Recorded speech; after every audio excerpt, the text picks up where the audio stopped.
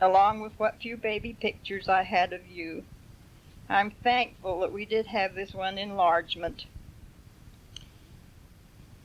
And it's a wonder we did, because when the photographer came that morning and wanted to take your picture, I told him no, I didn't want it to. You'd had earache all the night before and cried, and that I didn't dare to wash your hair and fluff it up and make a curl on the top like you usually used to wear it, because I was afraid you'd take cold and have earache again, and I just put him off. I said, I don't think he feels like having his picture taken.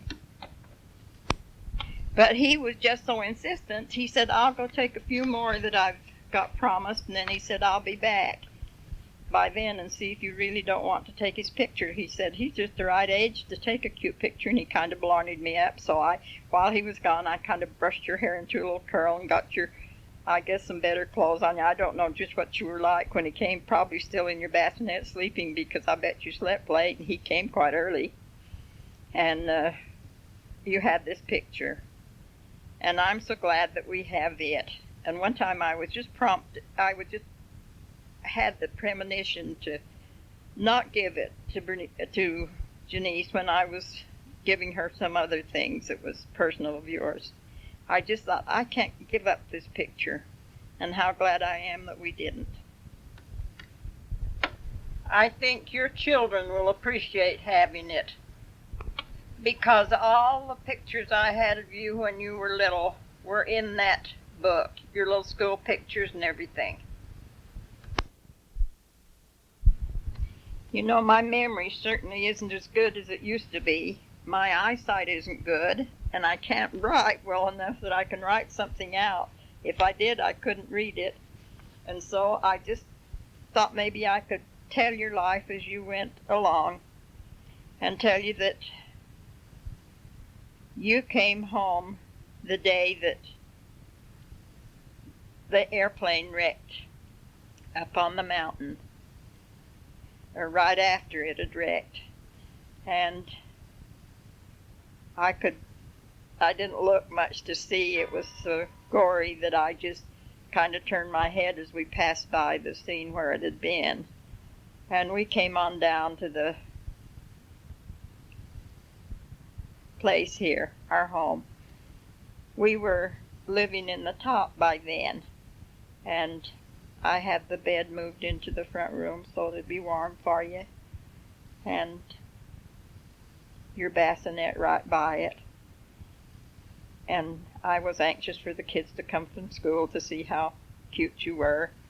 And when they came, they all stood around and oohed and awed and said this and said that, and looked at your hands and looked at everything.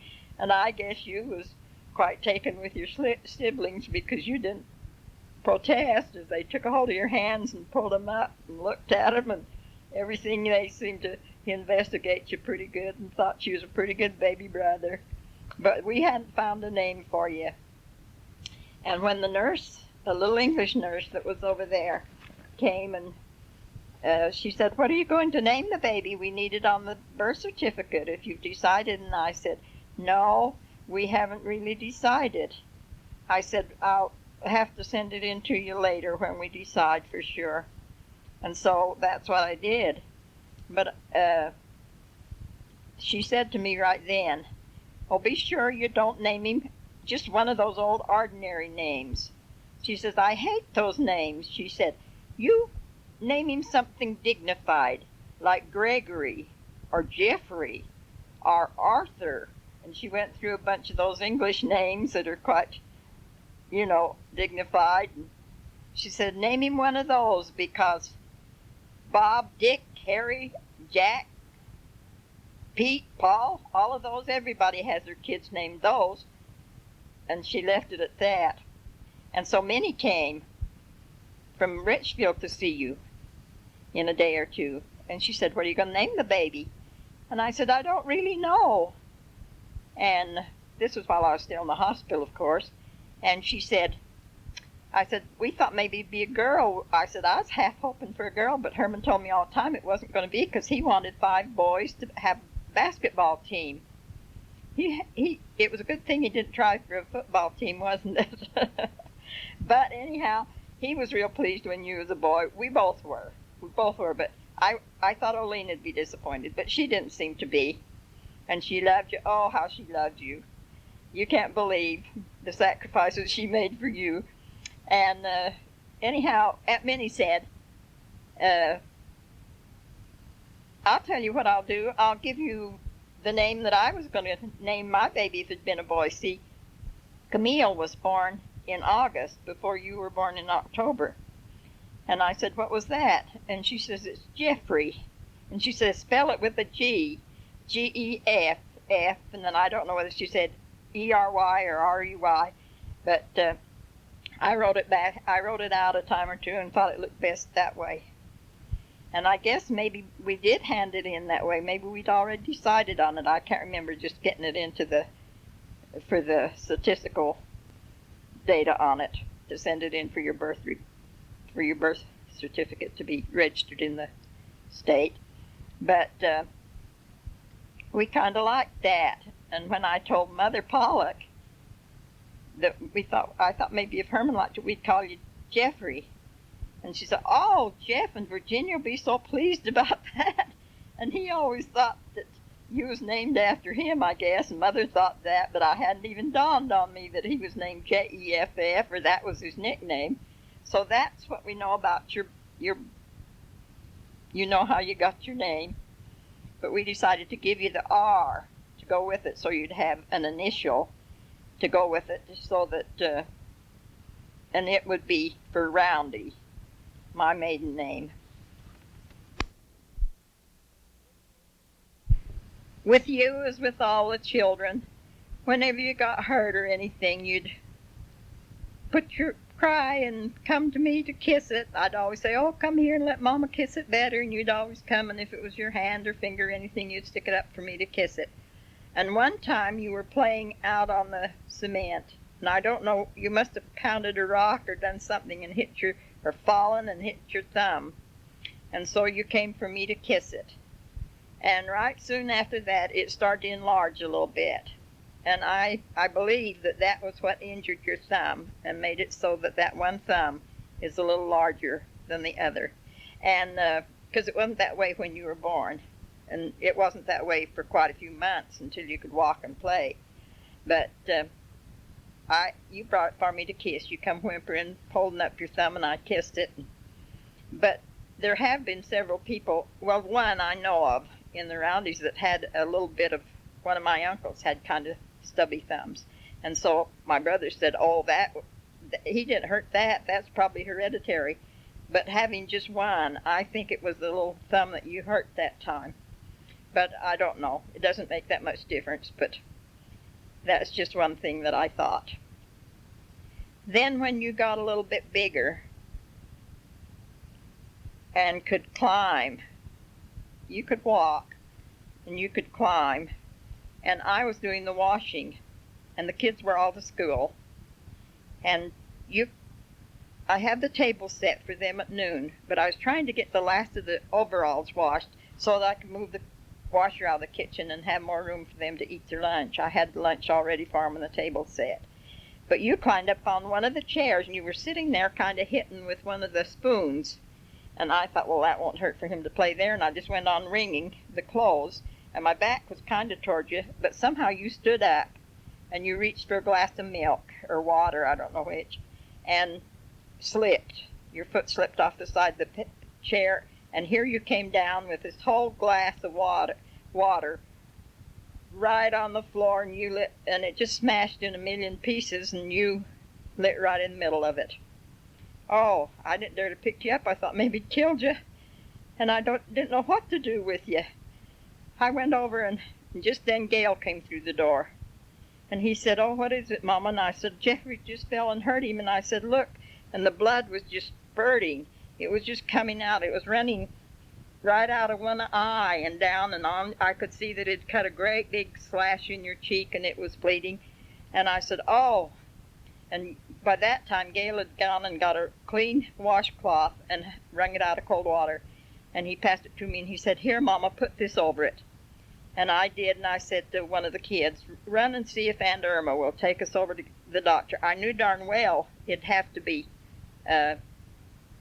stitches taken or it'd make a terrible scar on your face. It was such a deep, bad cut. I could tell it was. I didn't hardly dare to look at it because it was bleeding so bad. But what I worried most about at that time was that your eye was punctured some way and the blood was coming out of your eye. And it was just running down your face and coming right down over that eye and out. And so I kind of investigated that just a little bit and put the washcloth over that and looked, and it was coming from a cut above the eyebrow. And so that kind of gave me a little bit of consolation to know that your eye wasn't blinded. I thought sure when I picked you up and saw that blood coming down out of your eye and down your face that you would be blinded. And, oh, I don't know. It's quite a problem raising a family. And so Aunt Irma said yes, and she came and she took us over to the doctor, and he took stitches in it. And he said, oh, definitely it needed to be stitched. I said, did it cut clear through into the mouth? And he said, no, it hadn't quite, but it was a deep cut. And he says it'll scar according to how he builds back scar tissue and things like that, you know. But he gave me some stuff to rub on it, an ointment of some kind. But I don't know if that helped it or not, because you still got quite a scar on your face. But to me, it's never noticeable. In fact, if you didn't have that scar, you wouldn't look like our Geffery. I kind of liked that scar. And I think he took, I don't know how many stitches in that, and then he took a stitch or two, I think, in the laceration up above your head. You were quite prone to accidents, though, because at the school grounds, every once in a while, you'd have something happen to you, like somebody throw a rock and hit you, or something had happened, and I'd have to take you over and have something done, and I got so that it got so that every time I'd see Cleo Fletcher coming down the street in a car during school hours, I just wondered if he's going to stop to our place and bring you in and say you thought you had to go to the doctor, because I took you 2 or 3 times for the injuries over there. And then when you were playing gym down in the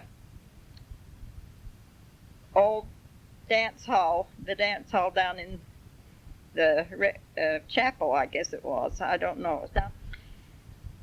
I don't just remember, but one of these big standard things fell over on you some way. You playing by it, and it came down and hit you on this on the shoulder, and I guess broke your collarbone.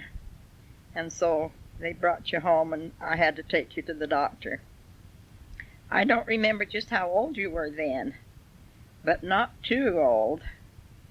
I was in some of your younger grades in elementary, and I took you over to Dr. Mason, and he examined it, but you was very scared that it might be broken. Just a break seemed to terrorize you more than if he said it was pulled out at the socket or it was sprained or anything else. That wouldn't have fazed you. But if he said it was broken, why, you just turned pale, because he said, well, you said, I don't think it is, and I hope it isn't broken, doctor. And he winked at me, and he said, well, Geffery, I don't hardly think it's broken, but you'll have to hold it in this sling, and and hold it kind of careful for a while, because it might pain you, for a while. And he had you do that, and he didn't tell you that it was broken. He kind of spoofed you, and you didn't think all the time that it was broken, but it was broken. And so you had that broken collarbone. But there was nothing he could do, like put a cast on it or anything, so that didn't make you know that it was broken. But Lyle wore a cast on his arm for quite a long while before it healed, and had to go back. And I think we had to replace the cast once because it was too tight. And then I remember how bad his arm looked when it came out from there. It was so white and drawn and withery looking at it come out of the cast for all those weeks. But you got along fine with this one. But I guess really the worst fright I ever did have with you as a child was one morning. I walked over to I think the boys had gone over earlier and they was going to paint Grandpa's fence. And they were over painting the fence. And we just walked over to Mother's, you and I, after I got the work done up. And you were little. You were quite little. And you said, you couldn't talk yet. You was too little. And I said, how are the boys doing? And she said, oh, they're painting around there. And you were with me toddling, but Mother was out toward the garden, more toward the barn, and I walked out that way to talk with her. But it seems that Irma must have been there because Paula was there. Or she'd left Paula there to Mother's or something, because Paula was a little older than you. Maybe a year and a half older. And maybe more than that, I don't know. But anyhow, some of Nida's boys were there painting on the south side. My kids were over on the east side painting, I think. And all at once you came up missing. And I hadn't been there only just a few minutes talking to Mother, and you'd been right there by my side. But Paula was playing around with you, and all at once you was gone, but she was there. And I said, Paula, I called, you know, for you and everything, and we looked around a little, and I said, Paula, did you see Geffery? And she said, mm-hmm. I said, where is he? And she says, come and I'll show you. And I went with her, and she took me out to one of those old PWA outhouses, you know, that have the big tank at the bottom and the hole out in the yard they used to build, and water down in the bottom of them. And I said, where is he? He wasn't inside there. And she says, she lifted up the lid, and she says, he's down in there. And I said, how'd you get down in there? And she says, I put him in. I said, did you lift him up and put him in? Your head could have gone through the hole. It was quite a big hole. And she said, oh, I knew you'd be drowned. I knew you'd just been drowned in that old slop and waste and things. And I just screamed. Oh, and Mother, Paula, and Dad both come a-running. And I said, my baby's down in here. She's drowned. He's drowned down in this old thing. I said, you couldn't have possibly got down in by yourself, because the seat would have hit you up about the chest and you couldn't have climbed up and got in. And she said, she put you down in. And they said, did you put him in? Yes, she put you down in. And I said, oh, what can I ever do? You know, I was so scared. And finally I heard one of the boys yell from down at where they were painting. I think it was Dan, and he says, Aunt Zora Bell? And I said, what? And he said, are you looking for Geffery? And I said, yes. And he says, he's right around here with us. Well, that was the sweetest music I'd ever heard. Nobody could say anything more heavenly to me than when he said he's right here. But you know, I went through the full trauma of thinking that you were down in there and drowned. And I felt like, even if it was actual, it wouldn't have shook me up any worse. And all that day, every time I'd look at you, I'd just have to take you up my arms and just love you, because I was so grateful. And I still have to cry when I think about it. Well, you grew up about like the rest of the children. When you got old enough, you went to kindergarten, and when you got older than that, you went to first grade, and you took part in all the activities at school, and I was really proud of you when they had the programs up to school. I always made an effort to go, and one time when you were about in first or second grade, it was Halloween. And the teacher assigned you all to be dressed as certain things. And she told you and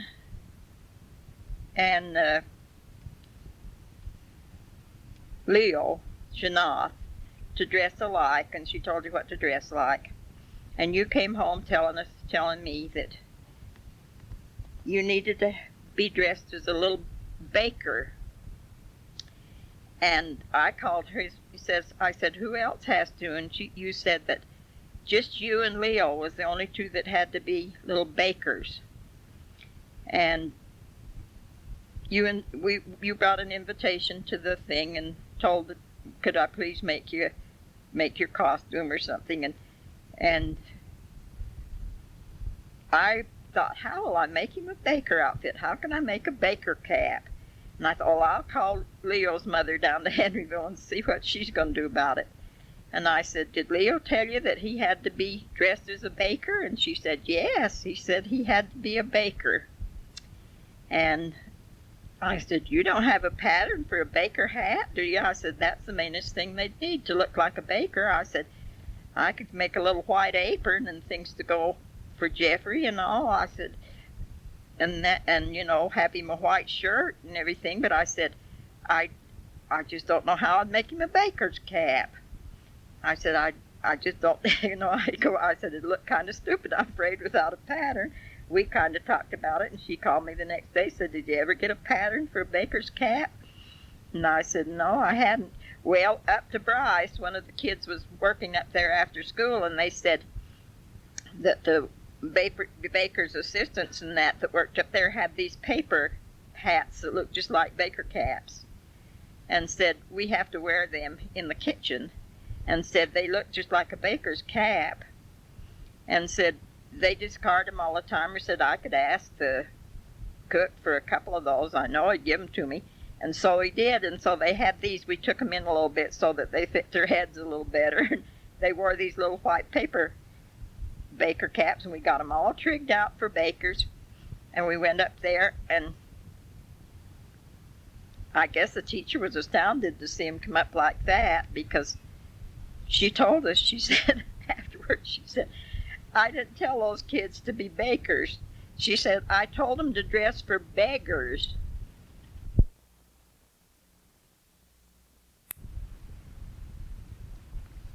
So you went through your little beggar part, dressed like a little beggar. The other kids was all dressed like hobos and beggars and witches and things, but here was these two little bakers standing out here in these white clothes. And the teacher couldn't imagine why, and you sang your little beggar song dressed like a baker, and it was kind of funny. And when we was coming down going out, the supervisor of the elementary school had been over from Panguitch to listen to it, and I guess Leo was kind of glad to get the program over with, because he was out in the hall running back and forth, and she was kind of talking to some of the mothers there. And as we came out the door, Leo came just running down the hallway, and she caught him. She just put her arm out and put her arm in, and she says, I sure think you did good in your part today. He looked at her and he said, and I thought I did nothing. When you went to your first birthday party that you was invited to, away by yourself, you was 3 or 4, and it was only down the street a little way, and I thought, well, Jeff's big enough and old enough that he can go down there alone. You knew the place, you'd played with the little child a lot, and so you'd gone down to the party, and you came back for very long. It didn't last too long. I guess that many noisy kids was about all the mother could stand. For very long you came back, and you had this big napkin all gathered up.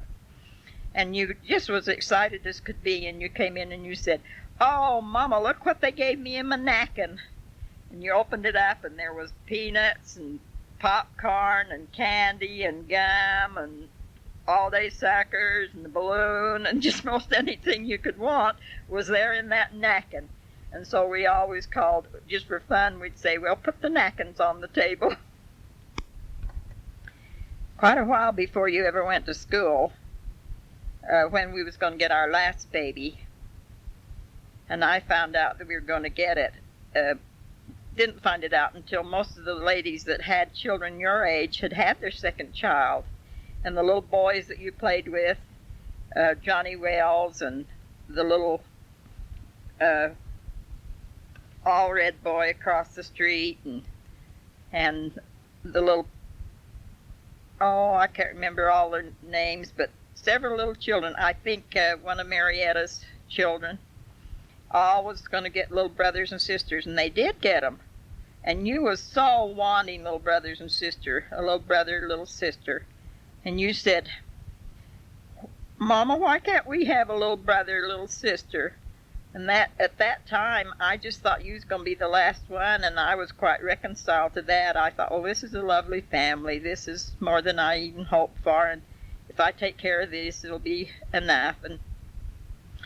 And I think I explained it to you that we had quite a big family, and maybe you'd be the last little one. Would he like to be the last youngest one and all? But you always wanted a brother. Why can't we get a baby? Marietta got a baby. Why can't we get a baby? You wanted a little baby so much. And so when I did get pregnant and know that I was expecting, and it was right at the same time that old Lean, who was just married then, she'd been married a couple of years, I guess, and she was expecting Sammy, her first child. And so we made our layettes together quite a bit. And all that time, you was tickled to death to think maybe I was making this little jacket for a little new baby and things. And just a while before it was born, I showed you in the cedar chest where the powder was and where the safety pins were and where the diapers were. I had them all folded in a stack in the cedar chest, and everything was right. And here's the little shawls. And you even wanted to practice, and I'd let you put the lid up, and I'd say, Geffery, can you go get a diaper for Mother? And you'd run in there to the cedar chest, and you'd get that diaper, bring it in to me, and I'd say, well, that was just fine, now take it back. And I'd say, can you go find the baby some safety pins? You'd go in and get the bunch of safety pins, bring them in, and the powder and everything that was baby things, you know, to use, his baby oil and everything. And you just knew, and I said, we will just have more fun here, you and I together, when we get our little new baby, because we will, I'll bathe it in that, and you can get me the things for it, and every time it needs a dry diaper, you can go get the diaper, and oh, you'll be such a good helper. And you was just real happy. And you looked forward to that little baby. And it was such a disappointment to you when we lost it. I don't know of a child that ever maybe suffered more with disappointment than you did, and you just couldn't get over that. It just seemed to hurt you. You couldn't wondered why Heavenly Father would take our baby when they had the other babies. And when you saw our baby, you said, why does our baby have little black fingernails? You know, you just couldn't quite feature death right then. But that was at the time, I was 46 at the time, and it just couldn't be born alive, and I just couldn't get that little baby for you, Geffery. As you got a little older and took Jim in school, why, it was a joy to have you kids be in your little spring festival with all the dancing and singing that went on. And I was just so proud to make your little new shirts every time and dress you up as cute as I could. And you'd have your bath and your haircut and everything. You just looked perfect. Send you up with all of the kids, and I'd go up there and all the time and watch the little dances that you put on. And they were so good, I couldn't help but cry. I cry when I'm happy, and I cry sometimes when I'm sad. And it would just thrill me so much to see the children all perform and dress so beautiful, so healthy and happy and willing, and doing such a superb job of those little festivals that they had, those spring festivals that they had. And they practiced in the winter a lot because they had to be shut in the gym, and they learned all these little dances for this spring festival, and then they put it on. And I can just remember how proud Mother I was of you and the kids, you know, as they performed through the years in those.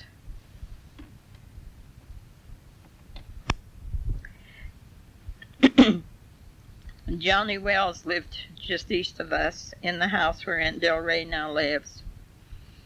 And he was a little older than you, but you were pretty good friends. I don't know whether he's a grade ahead of you in school or whether you were in the same grade. But his mother was his teacher. And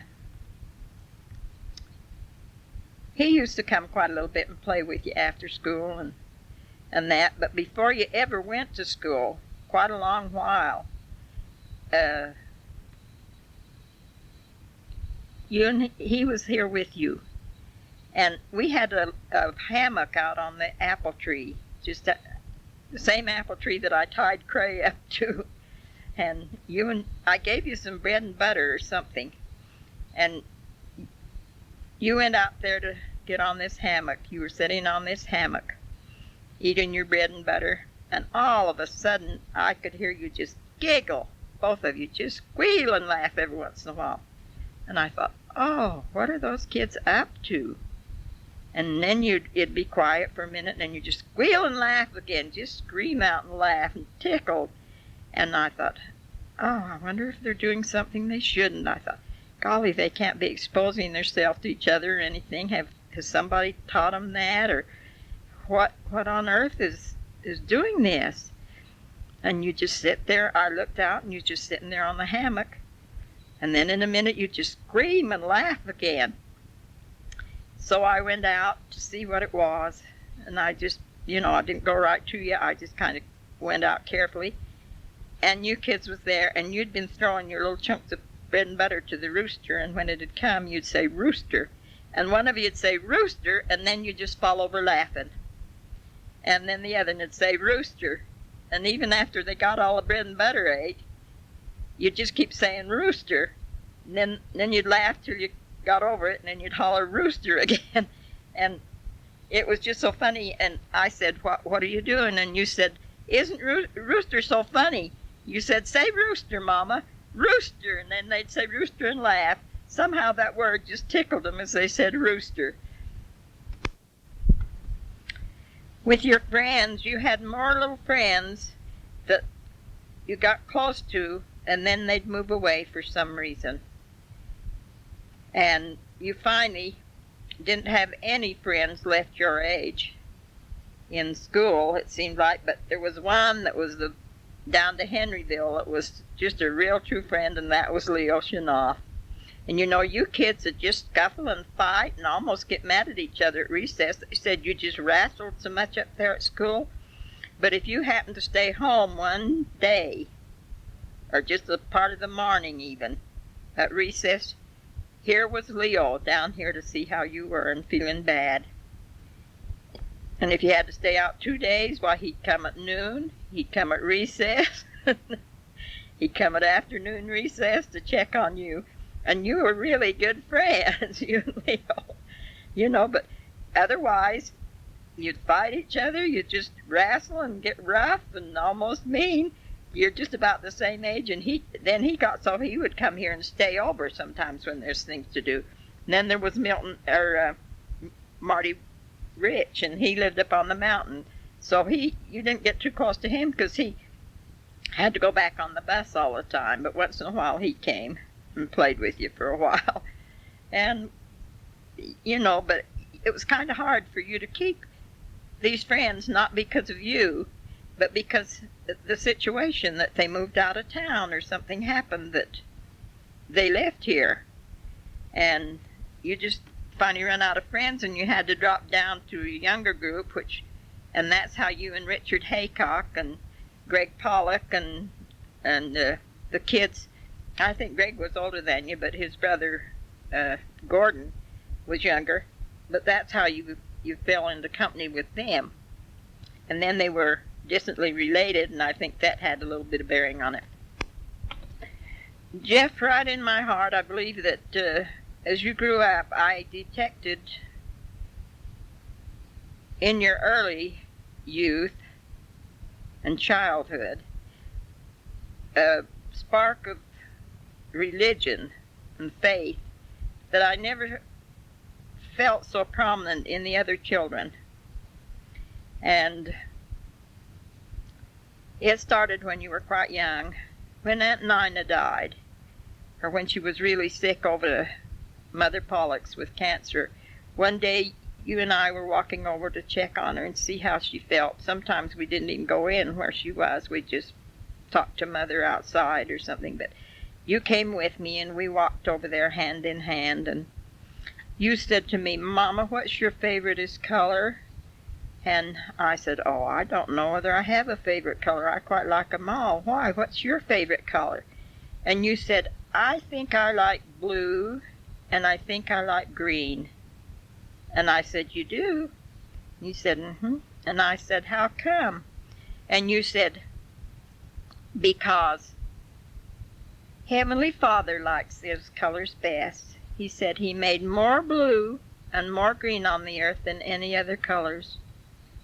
And I said, Is that right? And you said, yes. You said, all the trees and all the lawns and all the fields are green. And you said, all the oceans and all the big sky and everything are blue. And so because Heavenly Father liked it best, I think I like it best too. Before you went to school, we had Juanita living here with us. And she really liked you, but she wouldn't have anything to do with Cray. And I think they said it was because they weren't supposed to talk or visit or anything with male members that were older than them. And I think Cray was maybe a little bit older than she was. But you were younger than her. And she would tell you all kind of things about the reservation, and she'd have you sit by her on the couch, and she'd laugh and play with you all the time. She really liked you. And she'd tell you how they caught the rabbits. But she wouldn't tell Cray. Cray'd say, tell me how they catch them, and she wouldn't do it. She'd just climb up and wouldn't talk to him. And I didn't know why till after I learned that, but she'd whisper in your ear all the things. And she'd play with you. She'd say, should we go jump the rope, or should we go do this or that? Do you remember that? How she did all the time, that she preferred you and wouldn't play with Cray, and Cray tried to be nice to her. And for that reason, he kind of turned against her because she just was so offish with him. And so when he said after she'd gone home, he says, let's don't have her back again another year, because he didn't like to be treated offish. But she really was friendly to you, and she'd tell you all about and she'd tell you Indian words and Navajo words and try to help you say them, and then she'd laugh when you didn't get it right. You know, she'd say, no, she's trying to teach you to say horse, and I think she called it clinky, but you had to get a little catch to it some way, and you'd try to say it, and then she'd laugh, and then when you got it right, she'd say it was right. And she'd tell you all about getting thrown in the snow when the first snow came, and they had to throw the kids out in the snow bare, so that the father would strip them off and throw them out in the snow bare, so that it would toughen them, bare naked, so that it would toughen them so they wouldn't get colds and get sick that winter. She told you a lot of things. She told you about the medicine man and a lot of things, and you knew a lot of things that she told you that none of the rest of us knew. 2 things you couldn't go to that the rest of the family went to, and one was down to the fire when the schoolhouse burned. You was too little. You was still in your bassinet or crib. I guess I had to stay home with you. Even though I was there when it started to burn, I came home right quick and kept you, and you didn't go see that. And I think Cray was with me too, and he probably looked out the window at it. But I don't think that you were big enough to really realize what was going on then. And then when Olene got married, you couldn't go to hers and Dale's reception because you had some disease, and I don't know whether it was measles, or whether it was chicken pox. I can't remember for sure because I don't have your baby book. For that reason, I think a mother should keep a duplicate copy of all the statistics of her children, and a copy, even she could run off a copy of all their certificates and everything that was choice. I was thinking too about the things in there, and I thought about this little blue and white bead band, bracelet like, that was on your arm, and you wore it all the time in the hospital those 10 days and until we got home. And that was your identity, so that I always knew that you was our baby. You wouldn't get you mixed up with somebody else. So I always knew that you was our baby, but I knew that anyway because you have Herman's blue eyes. And when you wore blue as a baby, you always looked so pretty. It made your eyes just shine out so blue. And I made all your little clothes. And your hair was kind of a light goldenish, blondish brown. It never was very dark. But you had quite a little bit of hair. And as it grew, it got curly. And it curled in cute little ringlets all around the back. And because the Corns had come here, had been here in the summer while I was pregnant with you for a whole month, and their daughter was also expecting her first baby, though she came first. And so they said she was just as bald-headed as she could be. And I said, oh, Jeffrey's got curls. When he was about a year old or a little more, I said, Jeffrey's got curls all over the back of his. Oh, please don't cut him off until we see him. We're coming in June or May, and June, I guess, or July, and we want to see those curls. And I think that's probably your second year. They were still hanging down, and they were so cute, and they just curled up so cute. And so I said, well, I won't cut him. We was going to have his hair cut, Lorraine, but since you want to see him so bad, and it'll only be a few months, I'll wait. And it just hurt Tantanitis so bad. She used to say if the Lord had wanted him to have curls, he'd have made him into a girl, and he wouldn't have, if he'd wanted him to have, if he'd wanted him to be a girl, he'd have made him a girl. And I said, he's just like the Lord wanted him. I said, I haven't even cut his hair. She'd say, you ought to cut his hair. And I told her, I said, I'm leaving it till Lorraine Corn gets to see it, because her little grandchild is bald-headed and still not getting her hair in her second year when she's about 2. And I said, when she gets it, then I'll have his hair cut. So after her visit, we took you to the barber shop in Panguitch, and it was Harry DeLong. Oh, yes, he'd cut your hair. He'd cut kids' hair before. And he put the shawl around you, and you was kind of apprehensive and all when he started the clippers on your head. You started to scream, Mama, Mama, Mama, every breath. And I had to hold you in the barber chair, and he was working till he was sweating harder than you was, and it was dripping off of you. And you never stopped screaming, Mama, all the while he cut all your hair off.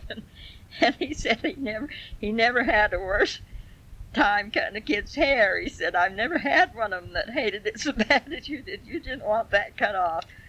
But we cut your hair so that you'd sure be a boy. But I never did, even after you got older, I never did chastise you for letting your hair grow longer, because I felt like it was a natural thing, and as long as you kept it clean and acted decent, that it wasn't sinful. I just couldn't say you're just an outlaw because you've got your hair long, because I thought it's just a way of conforming to whatever somebody sets the style. So I never did really hound you about that. You know that. But Lorraine was so tickled about that when we sent her a little picture of you. She just loved that little picture. And I've still got your little curl. Someday I'll give it to you if you want it. And I saved one little curl from over there. I just hated to see those little curly locks drop down. You were so cute with it. But like with Lyle, people couldn't see if I had a blanket around you enough that they couldn't see that you was a boy, or if I had a little snowsuit on you that was colored in a blue or something, that they wouldn't be sure whether he's a girl or a boy. They'd say, oh, she's cute, oh, she's cute, oh, she's growing. And we'd have to say, she isn't a girl, she's a boy. And that was embarrassing to Herman. He kept wanting to cut your hair, and just like he did Lyle's up to Ogden. And I think it kind of turned you from a little kind of a cherub-looking child into a rougher, tougher boy. But that's what you were. While you were 4 and until after you'd turned old enough to go to kindergarten, every day right after lunch I'd put you down for a couple of hours, and you'd have a rest and a sleep. And so when I took you up to school, I wondered how you'd make out without your nap. And I asked the teacher, Rachel Alstrom, I said, how's Geffery doing? And she said, well, and I kind of wondered about that. And I said, what do you mean? And she said, well, she says, he's just so drowsy and sleepy about 1:30 or 2 that it's hard to keep him awake. And it was about a month or 2 before you could quit wanting to have your nap about that time of day. But when they took the picture, you'd got kind of more mischievous, because your little boot was hanging. You're sitting right on the front row, and your little boot was hanging right sideways on your foot. you were quite mischievous from then on. I think you were quite a prankster in school, even though you got fairly good marks. But every teacher said you never did work up to your potential. Said Geff is smart and he could just be a straight A student, but he wants to look out the window and he likes to see what's going on somewhere else, and says he just won't apply himself as much as he should. Even when you got in high school, I got word like that, you know. But you always passed your grades, and I was proud of you. When you were in the 5th or 6th grade, I don't know, maybe about in the 5th grade, you worked for Grandpa Pollock a while in the late summer and fall, early fall, I guess, helping him pull sunflowers out of his oat patch or his wheat patch before he harvested it. And you worked several days with him, and you were drinking out of the same canteen that he did. And then,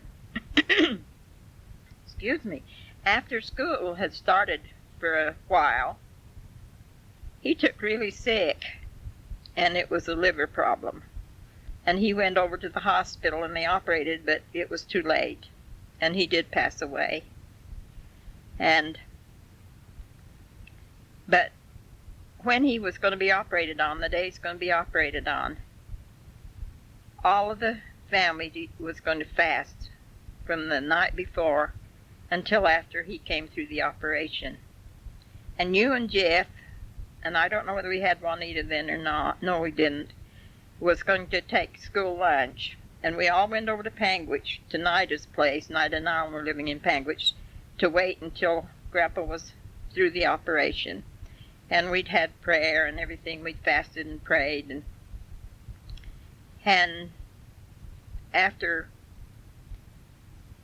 he was operated on and they came back from the hospital, I didn't go up to the hospital when he's operated on, just the family.